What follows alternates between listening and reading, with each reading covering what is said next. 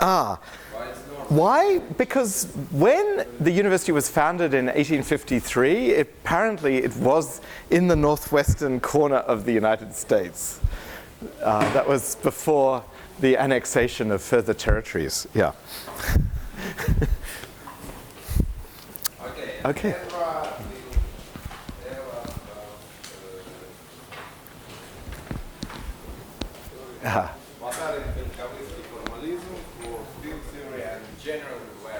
Yes, thank you. So this is actually recent work, so I haven't completely digested it yet, but I really like the formulas, so I thought I'd present you this story. So some of you will have seen Battalion Vilkavisky's Formalism in some form or other. Others you may not have, in which case this talk will be perhaps a steep introduction to Battalion Vilkavisky, but let's see how I can go. Okay, so my basic idea is to try to link just the old-fashioned formalism of symplectic forms and Poisson brackets to the theory of superstrings.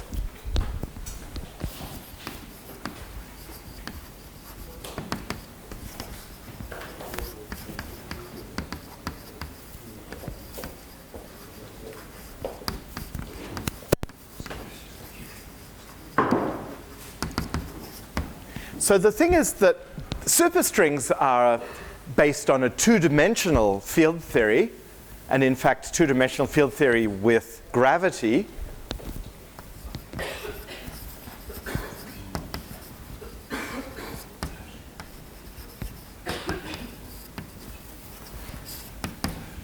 And so on the one hand, I'm going to try to emphasize the link between this gravity and Poisson geometry, and and I'm going to try to put that in the Battalion Vilkavisky formalism. So that's the goal, but unfortunately, I can only present very preliminary results in which we simplify superstring theory to something which is called the Brink-Schwarz superparticle.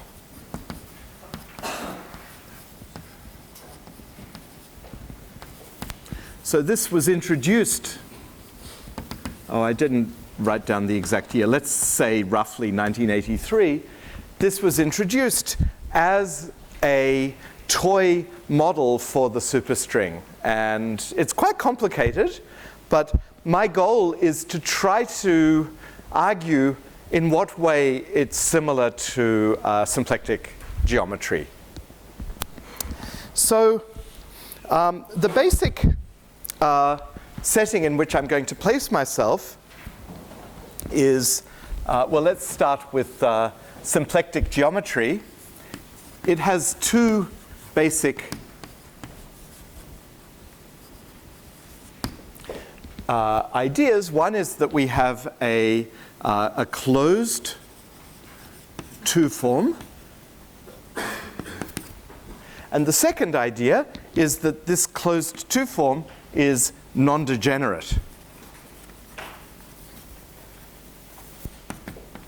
So gives rise to a Poisson tensor or a Poisson bracket by inversion. So I'm going to present the point of view that as many of the equations that we study in geometry and physics should be Murakat equations as possible. So Murakat equation is the equation of flatness of a differential or a connection or something.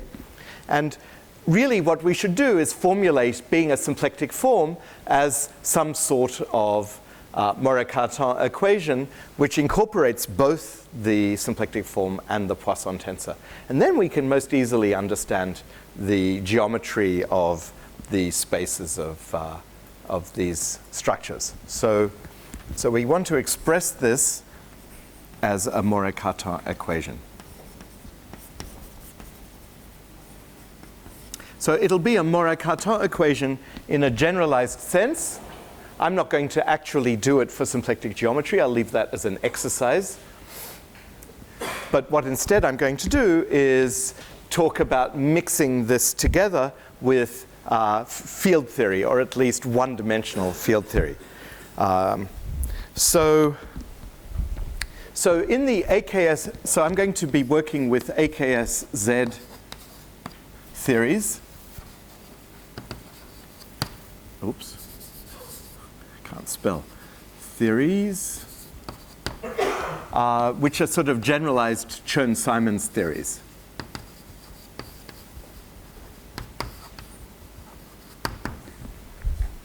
So the setting in an AKS-Z theory is that we have an exact symplectic form.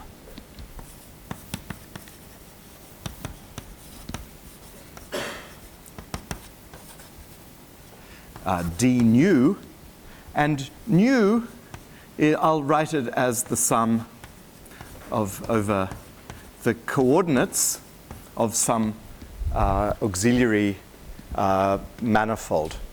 So here, the psi A are coordinates on a Z-graded supermanifold.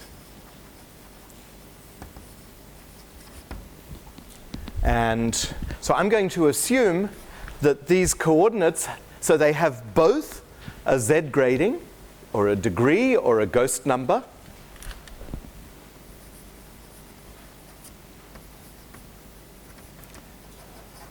And they have a parity. They're either bosons or fermions.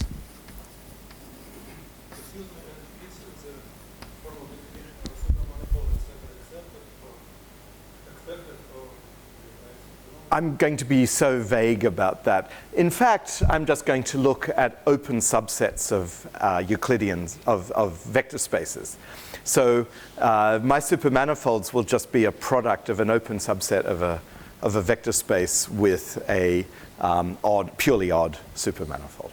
Yeah. Yeah. Yeah. So what we're going to do in field theory is we'll have also the independent variables. And today I'm just going to have one independent variable, which will be time. So I'm going to be looking at paths in this supermanifold. All right?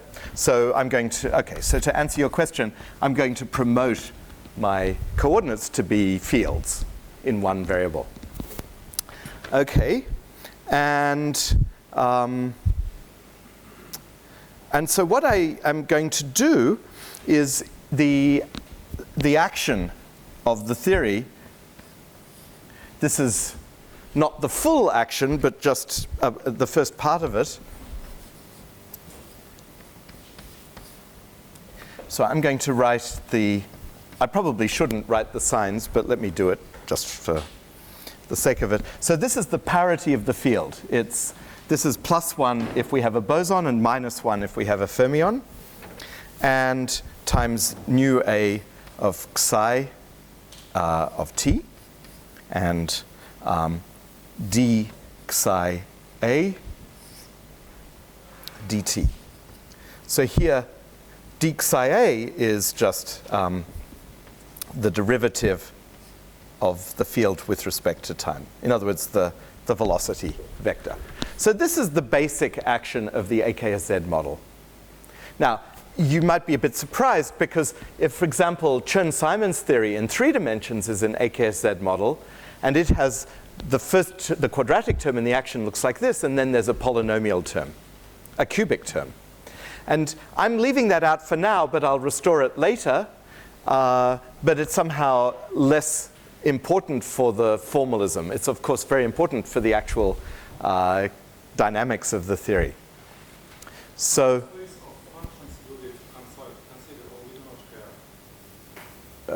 I'm actually going to do all the rigorous mathematics in this talk is all done in the formalism of formal calculus. So I'll be taking formal power series.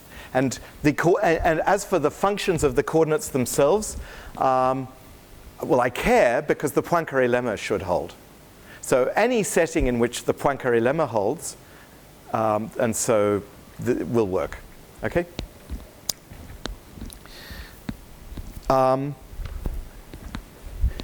Is this, can people read this low on the board?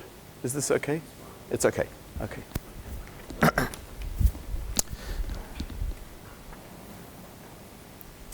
So as I said, this is something like an abelian Chern-Simons theory.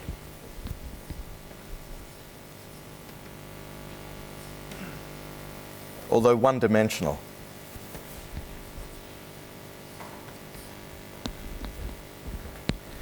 And now I'll introduce the Battalion-Vilkavisky formalism.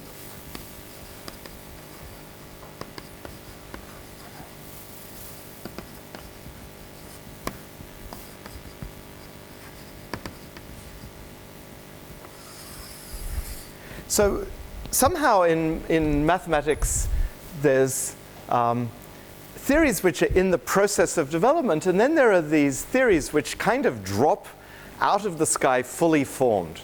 And there's this idea maybe that there's some book in the sky with the final version of mathematics, and I think somehow this will be in that book. I don't quite understand, I don't think anybody understands why it is so successful in describing the situation of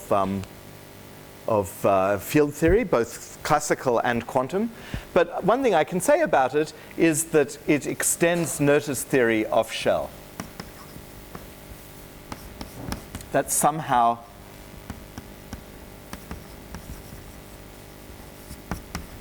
off shell. So if you recall, in Noether's theory, she showed that if you restrict to the solutions of the Euler-Lagrange equation, then you get a symplectic form on that space, that manifold, and that the evolution is going to be given by Hamiltonian vector fields on that manifold.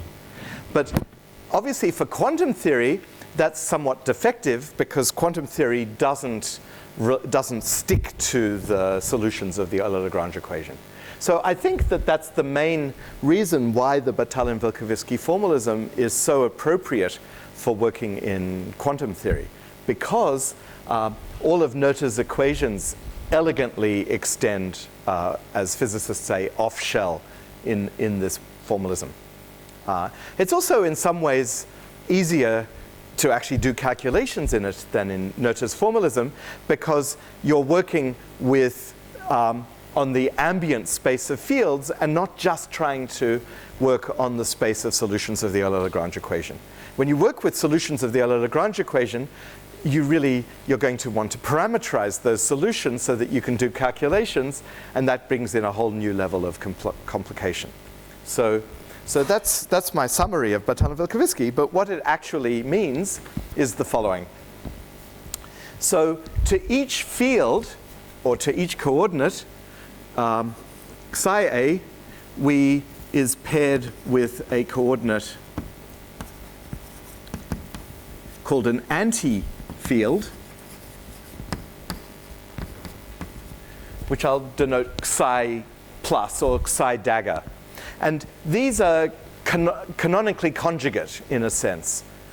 So they're dual, they're contravariant where the original coordinates were covariant.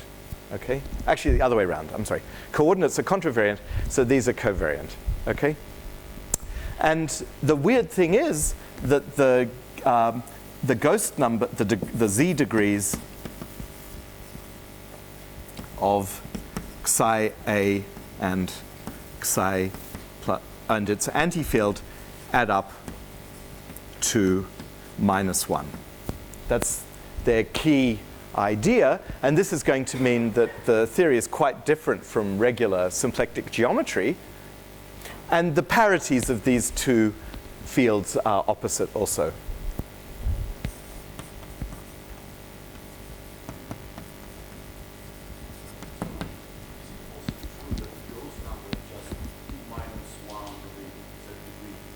No. There's no relationship between the parity and the z degree in. So for example, the physical fields are the fields of ghost number 0 or degree 0. And you can have physical fields which are bosons or fermions.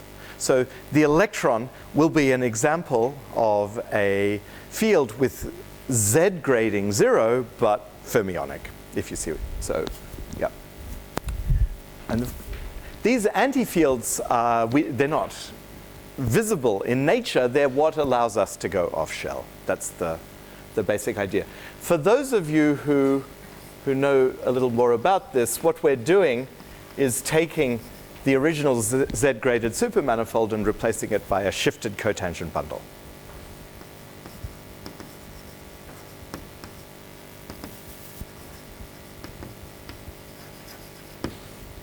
Okay.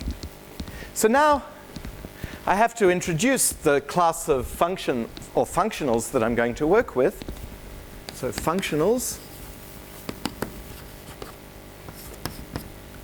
And so what we do is we take differential expressions in the fields.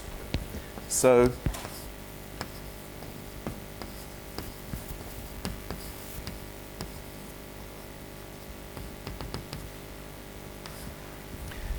in fact, such an expression is just going to depend on a finite number of iterated derivatives of the fields. But I take, so this is the position, velocity, acceleration, whatever the next one is called, and so on. And I integrate over the time parameter. So this is our basic space of objects. And this forms a sheaf over M. So it's a graded sheaf over our supermanifold.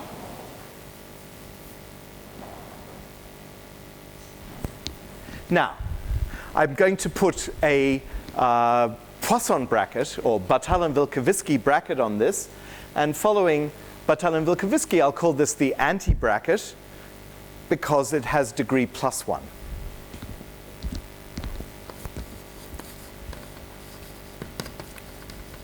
And you can, if you're bored with the lecture, you can check that it satisfies the rules of a Lie bracket.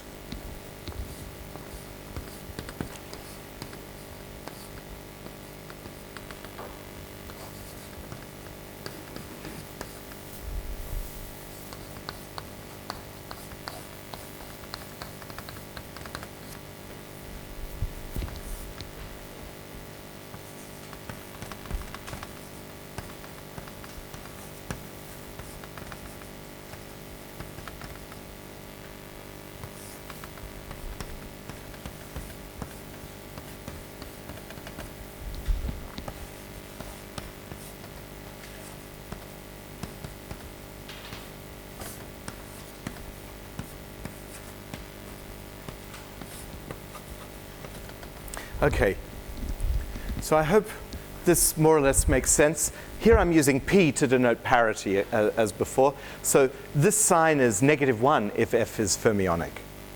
And here, these derivatives are of course not the usual partial derivatives because those aren't the relevant derivatives. Huh?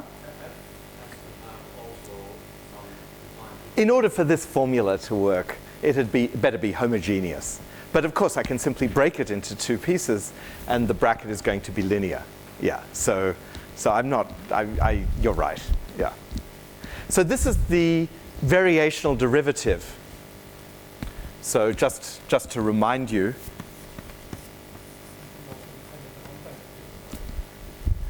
Oh shoot!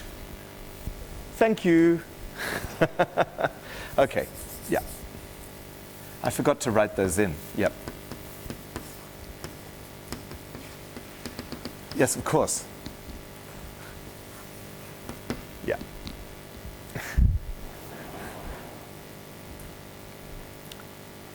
So just to remind you, the functional derivative, this is the usual derivative in calculus is a first-order differential operator, whereas the variational derivative is an infinite-order differential operator, and somehow, at least I think that's maybe the main reason.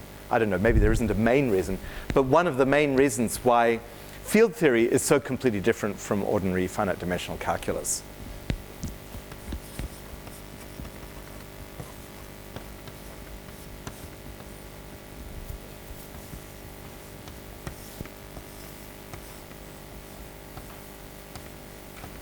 So I'm just writing it for the fields, but there's a similar formula for the antifields. So this is the complete formula for the Battalion-Vilkavisky anti-bracket, and it is in fact a Lie algebra. Okay, so it's kind of obvious that this that my S satisfies the BV classical master equation.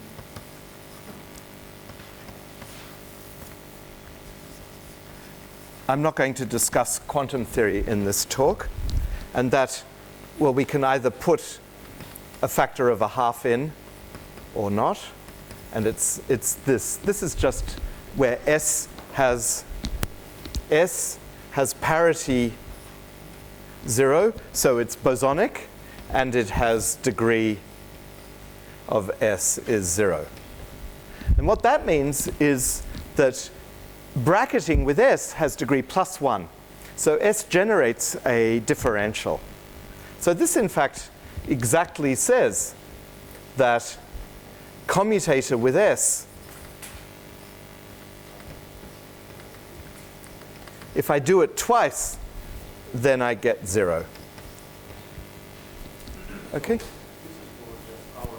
Well, it's also, this is the equation in general. And if this holds, then this holds. But it's obvious, it's rather stupid that this one satisfies that because it doesn't have any antifields in it. So it's rather for trivial reasons. So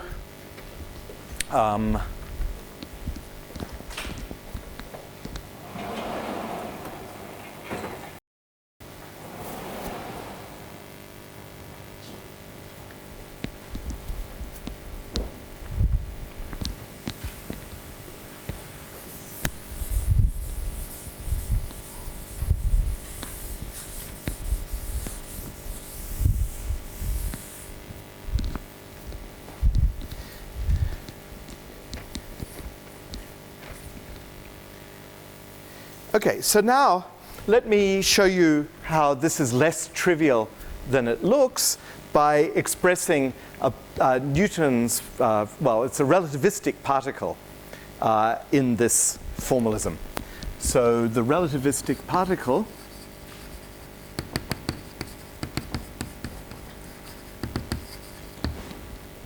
so just to be precise, the supermanifold M is going to be the cotangent bundle of space-time. So this is Minkowski space-time. Also, I can write 1 n minus 1 crossed with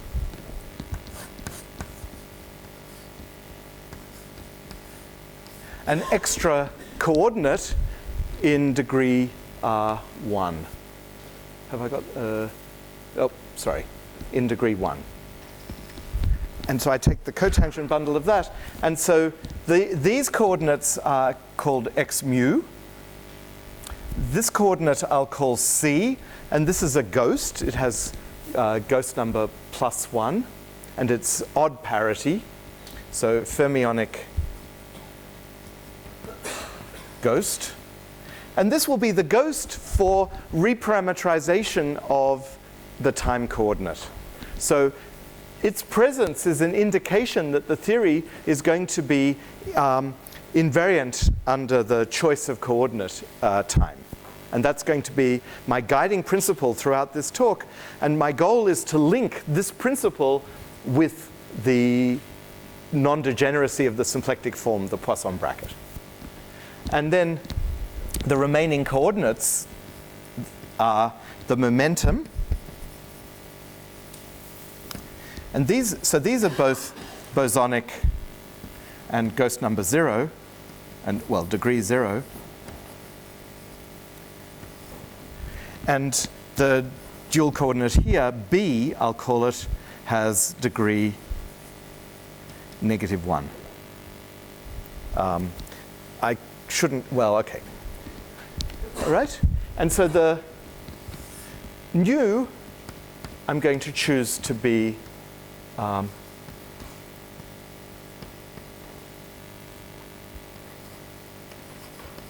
this one form, okay? And you see it has total ghost number 0. And when I write out the action, so I'm going to relabel the fields now. What I'm going to do in order to make it closer to regular geometry, regular field theory, is I'm going to think of B as the antifield of a one-form E of degree 0, of ghost number 0. 0 on the world line.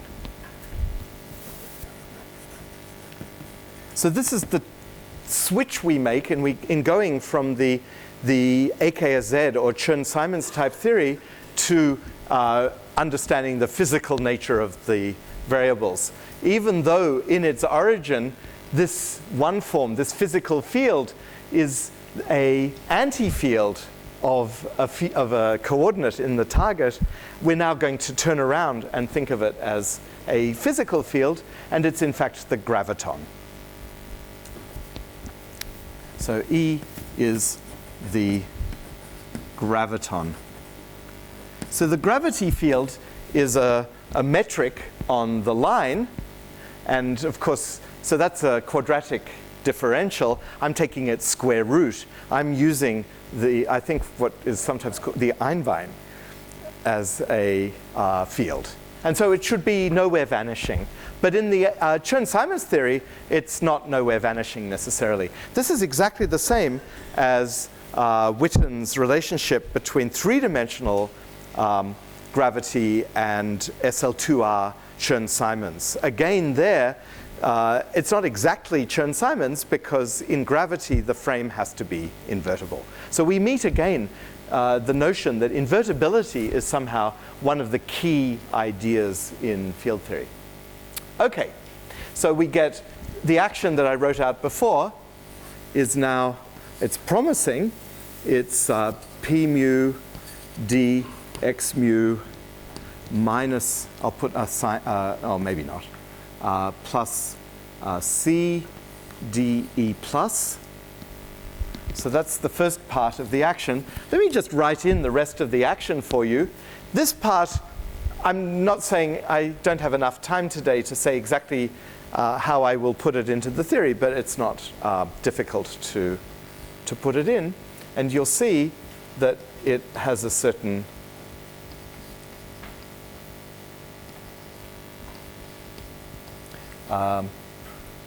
nice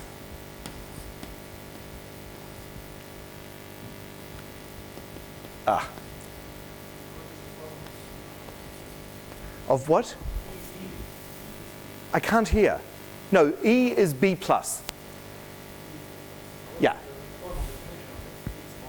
I don't know what that means. What is a formal definition? I mean, you tell me. I mean, a formal definition. Have you read Bertrand Russell? I mean, that's what a formal definition is. I don't know what you want from me. I said I'm identifying E as the antifield of B. That's all I. You're right. I wrote think of. Okay. Define. Okay. Yeah. Yes.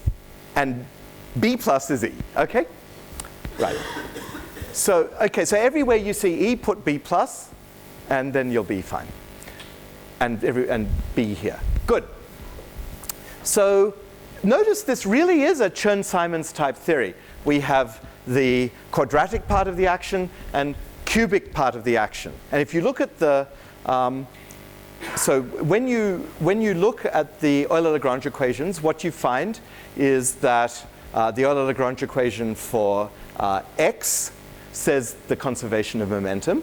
The Euler-Lagrange equation for p says the definition of momentum. And the Euler-Lagrange equation for E says that we have a massless particle. There's some other Euler-Lagrange equations I'm not going to go into. One thing, if you haven't seen the subject before, it's probably, I'm kind of short of time. No, I'm barely okay. So let me just quickly mention, because this is an important part of the BV formalism, the relationship between S and the Euler-Lagrange equations. So, I'm going to introduce a sheaf A of densities. So, in other words, A is expressions of this type, but not integrated. So the relationship between them is that the derivative defines an operator just by, this is a sheaf of graded commutative algebras. This defines a derivation of it, of degree 0, and F is just the quotient of A by the image of this derivation. So it's, this is the formal definition of the sheaf that we're going to be working with. But the thing is that there's a standard lift of the differential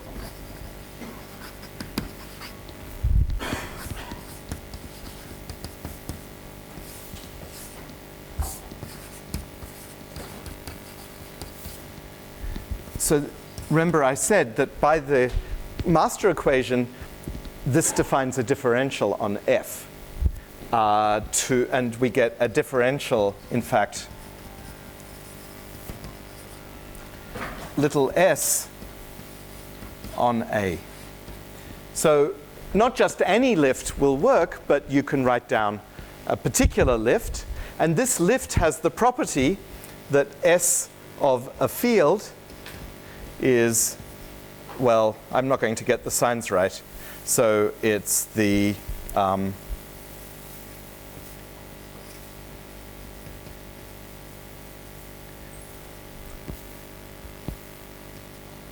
so this is small s.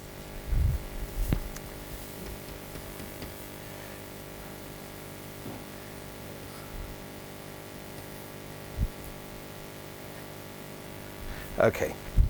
So these are the Euler-Lagrange equations you'll recognize. So basically another way of thinking of the role of the antifields is that there's this differential which when we apply it to a coordinate, an antifield coordinate, gives you the Euler-Lagrange equations. But in BV, we also put in these sort of anti-Euler-Lagrange equations which also play a role.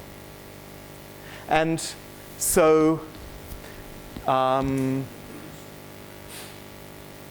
so the point I was making above was that, for example, so we get S of P plus mu is, actually I don't want to do that one. Let me do S of X plus mu. This Euler-Lagrange equation is derivative of P mu. So this is Newton's law.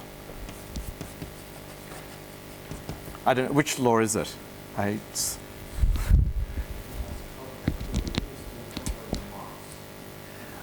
You can do that, but because I'm going to talk about, good question.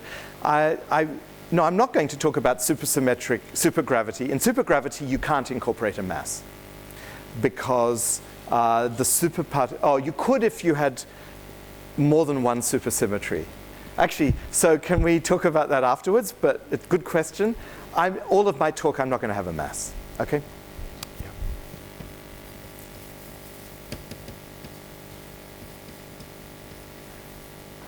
I mean, part of the reason is because in the superstring there is no mass. So I don't sort of need to understand it well. Okay, so these are just illustrating. So this is the mass shell equation. So this really is the free particle. And here it is expressed as a Chern-Simons theory.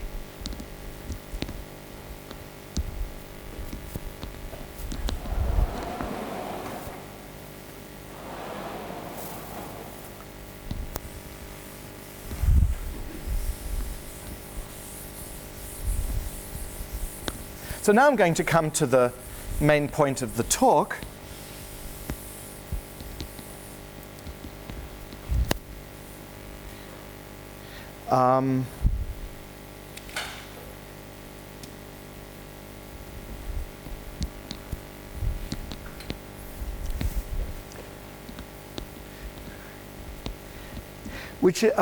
Before I come to the main point of the talk, let me mention. So we have this differential, and I'm going to impose an unexpected axiom, which I learned from Felder and Kazhdan.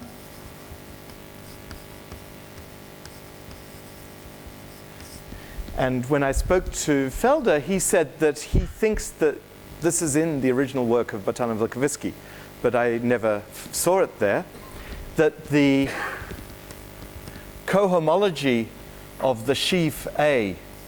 So this isn't in Felder and Kazhdan's work because they're doing just finite dimensional BV, not field theory.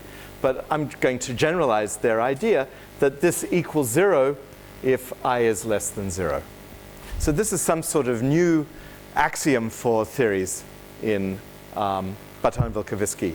And this implies that HI of the space of functionals, which is perhaps more important, that this is equal to 0 if I is less than -1. Okay? This -1, so here -1 is minus the dimension of space-time. So the generalization of this, for Yang-Mills, we'd have -4, for Chern-Simons -3, sigma model -2, and so forth. Okay? And so you can check that that axiom holds for the particle.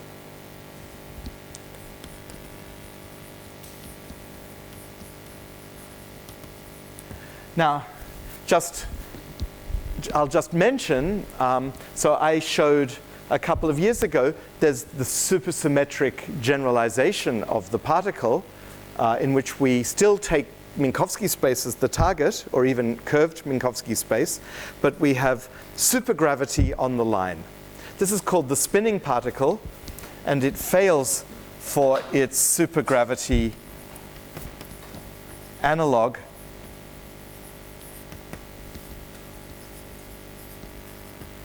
the spinning particle. So I'm not going to talk about that model today. I don't know whether it's a sensible model to look at or not, although it's got a large literature. But it's the first model, I believe, which was seen to violate this axiom. Don't know. One thing that you could say is that this is somehow the tangent space, or the tangent complex, or the cohomology of the tangent complex to the space of all deformations of your original action, solution to the classical master equation. And so I'm asking that solutions to the classical master equation be finite homotopy types and not infinite homotopy types. Just don't know. I mean, this is all virgin territory. Nobody has thought about this at all, I think. I will add, so I told Kevin Costello about this because he's in some sense the only other person who's written a lot.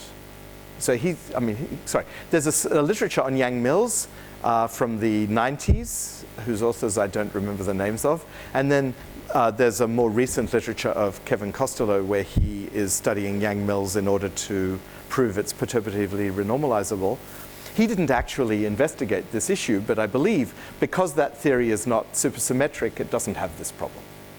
Supersymmetric Yang-Mills might well have it, and I will note that he has not yet published the supersymmetric version of his work on Yang-Mills.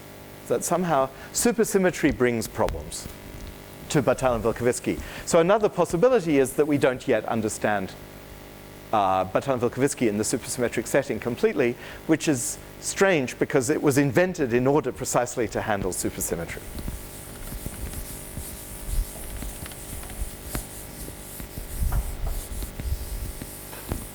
Okay, so now I come to the main new idea, which is that, so I want to introduce another functional which has degree -2. This is for the particle for the moment, this theory. And it's given by the following formula.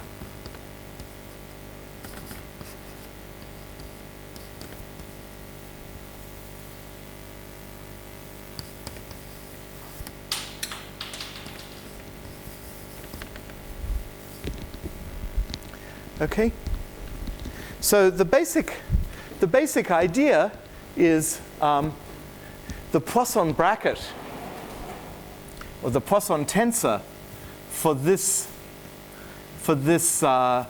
exact. So if I take this one form, take its differential, so I get a symplectic form on the cotangent bundle, then the associated symplectic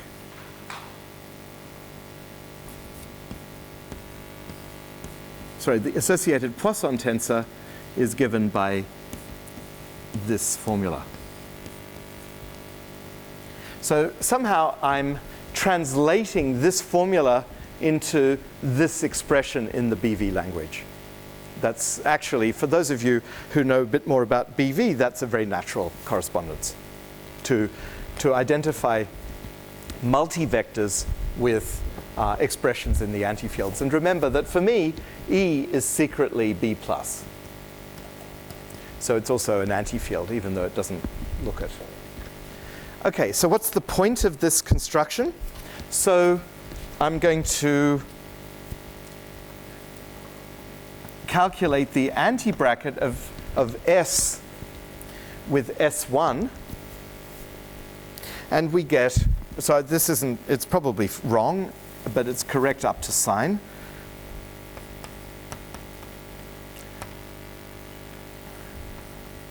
I didn't pay careful attention to signs in preparing the talk.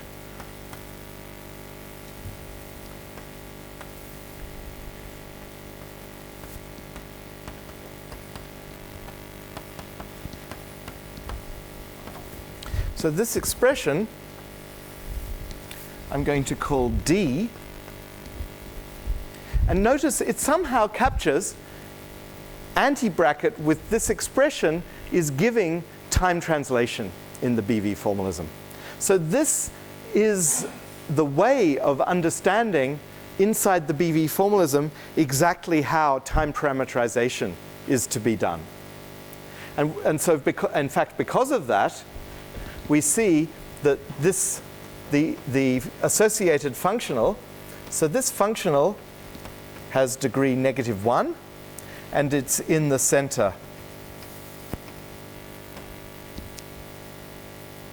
of the BV anti-bracket. Okay? And so what I'm going to do now is expresses the so this is the main point of the talk, this equation. Because what this does is it expresses the way in which this one form gives a symplectic form whose inverse exists and is this Poisson tensor. I'm putting the Poisson tensor in this new functional S1, and S itself captures the symplectic form.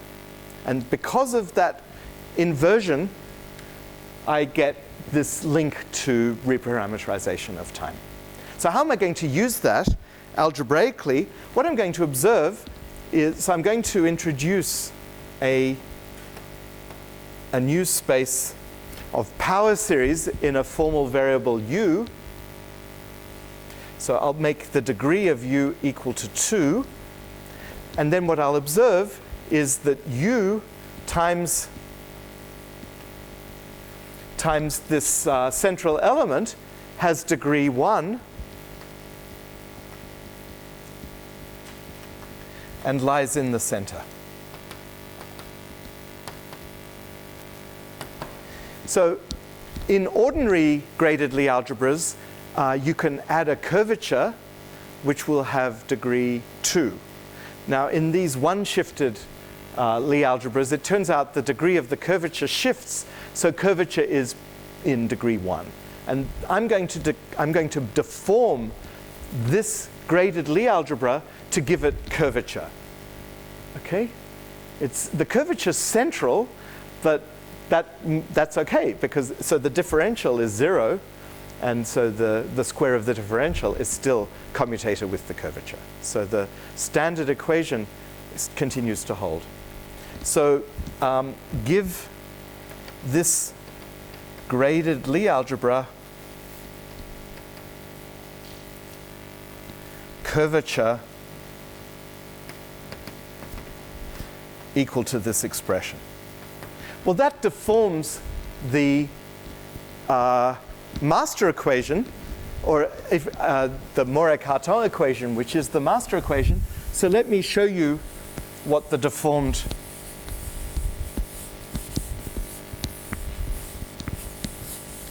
Murakat equation is. So this is my, so choose, so the deformed classical master equation.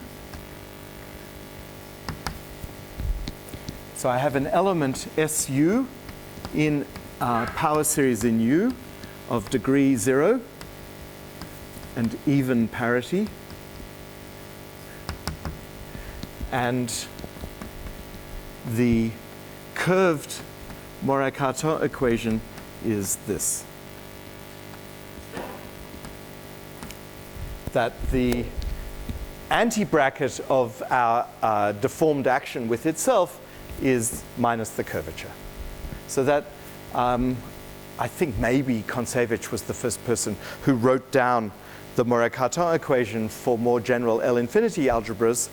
Then I'm not sure if he looked at it, but certainly Fukaya looked at curved L-infinity algebras. And this is just a very degenerate curved L-infinity algebra. It just has curvature and bracket. All right? And this, and SU in our example is just S plus U S1. So what I'm showing you is that we can re-express the property of a one form giving rise to an actual symplectic form, so having a Poisson tensor associated to it, by rewriting it as a solution of a curved Murakat equation. Now that has a great advantage, which is that if you, the space of solutions of the curved Murakat equation has an action of a large gauge group on it, and you can perturb solutions and get new solutions. And although I didn't discuss, I've erased it, the cubic part of the Chern-Simons action is obtained by that gauge transformation procedure. So I won't say anything more about that now, because I want in the last few minutes. Do I have any time? Do I have any time left? 5 or 10 minutes. So I'd like to talk about joint work with Sean Poherance, who's a student at Northwestern. And we're looking at another formulation of the superstring called the Green-Schwarz superstring.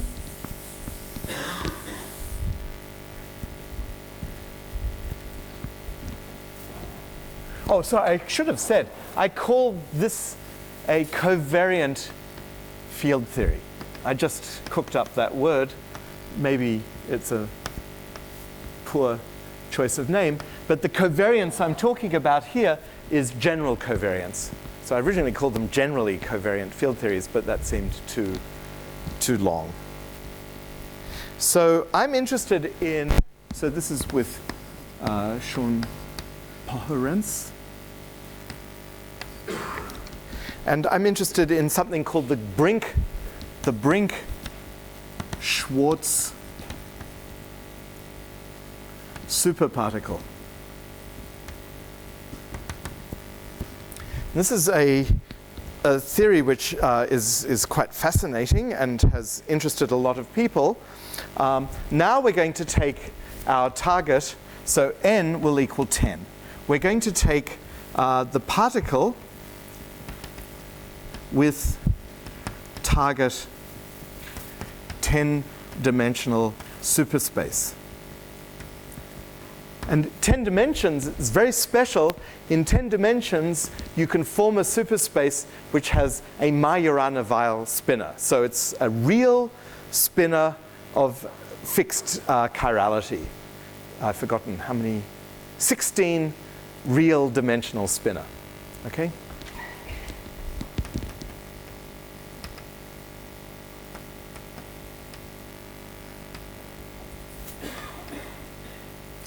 So you could say that it's R10 16 just as the underlying supermanifold. Okay? So the coordinate here we continue to call x mu, and this coordinate is called theta, the fermionic coordinate. And as I said, this is in some sense a one-dimensional toy version of the Green-Schwarz superstring.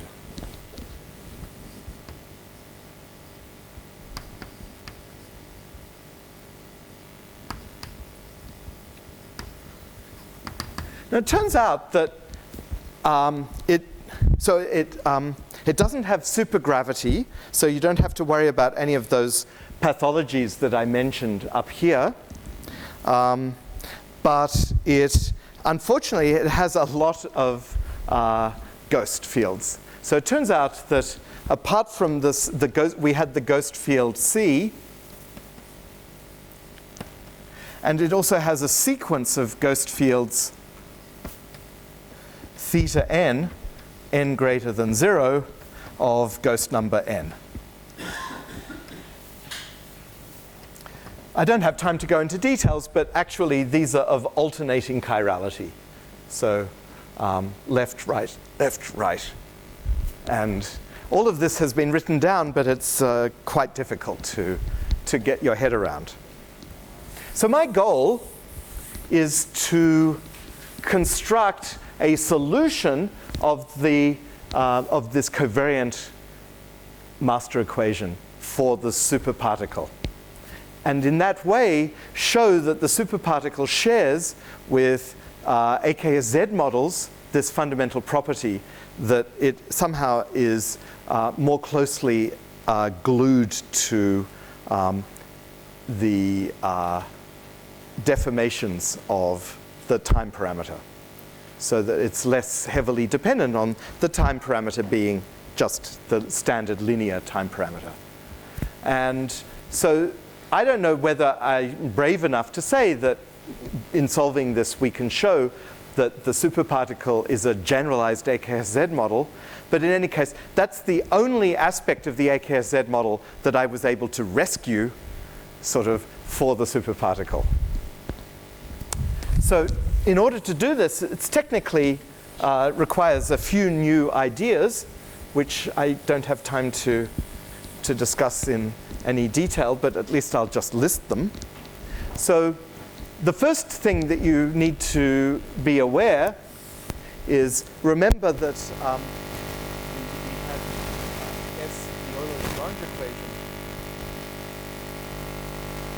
the particle, and this also works for the superparticle that puts us on the light cone. Okay? So once we're on the light cone, you see that we get an operator involving the gamma matrices. So here P mu is on the light cone. Then this this operator, of course, has square 0, so we can consider it to be a cohomology operator. And it, in fact, arises in the calculation of the cohomology of the operator little s. And so we want this operator to have vanishing cohomology in order to prevent pathologies in negative degree. And in fact, in order to guarantee that, we have to remove the vertex of the light cone. So P has to be taken non-zero.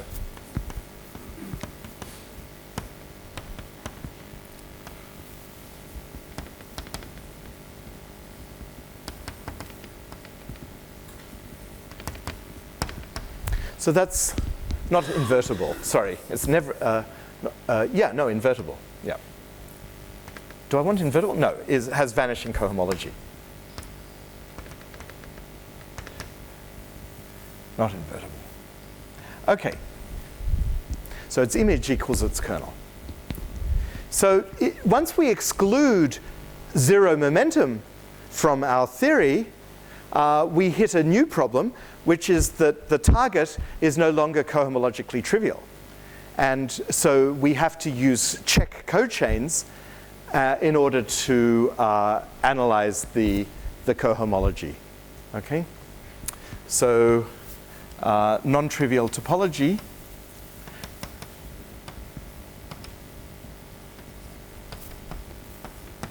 Now, check cochains creates a problem, because the check cochains with values in a sheaf of Lie algebras does not give rise to a Lie algebra, a graded Lie algebra. It gives rise, first of all, to something called a cosimplicial Lie algebra, which then can't be made into, the total complex doesn't become a Lie algebra. So it's somehow not a good formalism to use, and so because of that, it's much better to use something called Tom Whitney totalization, which was introduced by Sullivan and which preserves the Lie bracket on the total thing. So that's how we do our calculations, using something which is larger than but homotopy equivalent to, or quasi-isomorphic to, the check complex, but which does have an actual Lie bracket on it. So that's our first trick. Now the second trick, so once we've proved that the cohomology vanishes in negative degree, so you guess, so what we're going to do is write SU is S plus U times S1 plus U squared times S2 and so on. And now, unlike the previous case, we need the infinite series, and we don't have any information about these terms after the first one, but the point is that the equation, we guess the solution, or rather, Sean guesses the solution to S1, and in that way, once you have that, so you see in the case of the particle, we had S1 anti-bracket S1 was 0. But for the spinning particle, that's, for the superparticle, that's no longer true, and because of that, we need further terms. So for example, I think if you've probably seen something like this before, what happens is you first check that S1 anti-bracket S1 has vanishing anti-bracket with 0, and then now look where this is. S1 goes number -2, so S1 anti-bracket S1 has goes number -3, which is less than -1, which means that it must be exact. And so we write S1 anti-bracket S1 is S, something like that. And that's how and then the induction continues. So that's recent work of ours. But in any case, the idea is now that somehow we've rescued a little piece of Poisson geometry for the superparticle. And I'm hoping that we can find some way of extending this partially to the superstring. But that's future work. Thank you.